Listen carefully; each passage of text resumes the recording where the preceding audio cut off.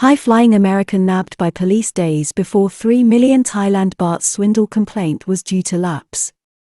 Police swooped on Matthew Christensen after he had just returned from a trip to Ko Samui.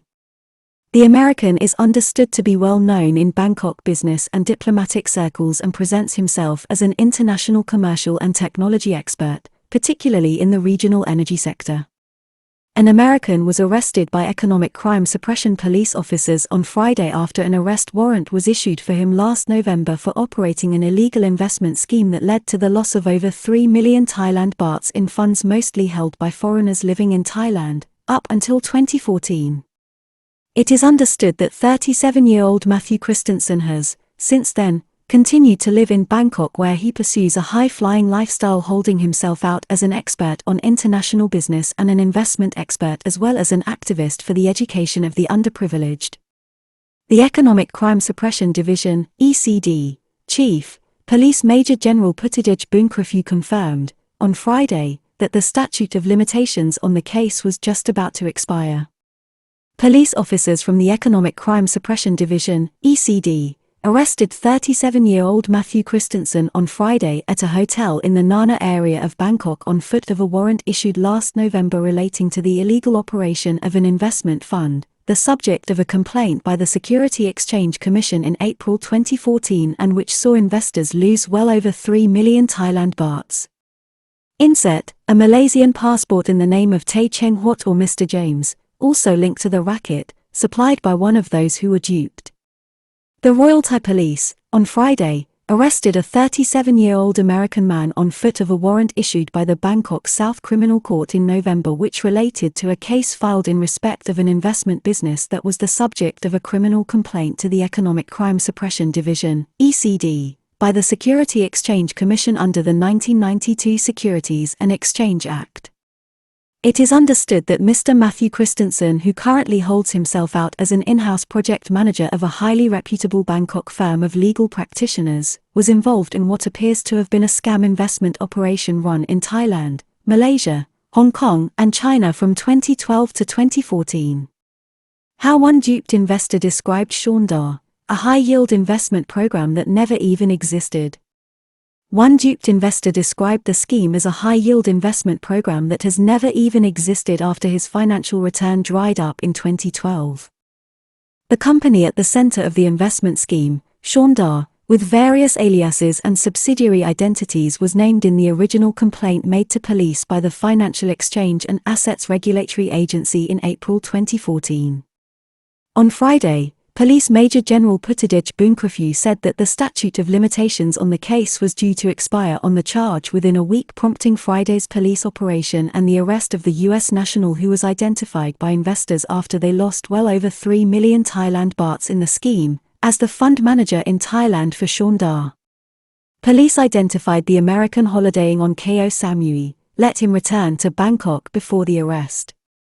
Police briefing the media on Friday said that they had identified Mr. Christensen traveling in Ko Samui and Surat Thani province last week, but waited until he returned to Bangkok to arrest him under the court warrant. He was detained by police while at a meeting in the foyer of a hotel in the Nana area of the city in the Klong Toi district of Bangkok on Sukhumvit Road.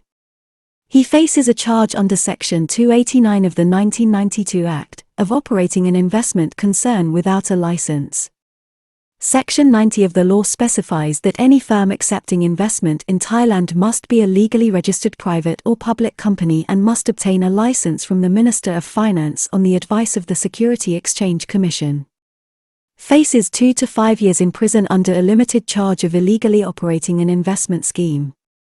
Under Section 289 of the 1992 statute, a conviction by the court for a breach of the law means that the accused faces a fine of 200,000 Thailand bahts to 500,000 Thailand bahts and a prison term of between 2 and 5 years. The company, swindle, was linked with Mr. Christensen in Thailand and others throughout Asia as being involved in the trade of derivatives and futures, with a special emphasis on the energy sector, precious metals, and valuable commodities. This sort of story is not unusual in Thailand and is similar, although perhaps not as serious, as the case of charismatic Dutch national Wesley Helbok, who was arrested on Valentine's weekend in 2021 as he attempted to leave Thailand at Suvarnabhumi Airport. crowdfunding effort for alleged Dutch fraudster to bail him out of jail and fight fraud charges in court. Mr. Walbach was accused and later charged by the Cybercrime Investigation Bureau of orchestrating a Ponzi scheme that left thousands of investors in Thailand out of pocket to the tune of 100 million Thailand bahts. American not facing a more serious charge of fraud. In relation to the Shaundar swindle, investors were promised a return of 5% on their principal every month. It is understood it amounted to a Ponzi scheme that ran for some time from 2012 to 2014 until investors realized that they had been duped. The investigation by police into Mr. Christensen and others named by the Security Exchange Commission on April 9, 2014 as Huang Young Lin, Tan Tia Julian and Tay Cheng Huat from Malaysia, concluded only that an offence under the 1992 Securities and Exchange Act had been committed. Significantly, Mr. Christensen is not, at this point, facing a more general and more serious charge of fraud. It is understood that most of the investors who complained to the Security Exchange Commission in 2014 were foreigners living in Thailand.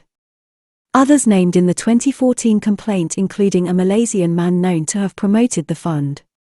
At least one of the other people named in the 2014 complaint, a Malaysian man, Mr. Tay Cheng Huat, also duped investors in other Asian countries to invest personal and family funds with the same attractive offer.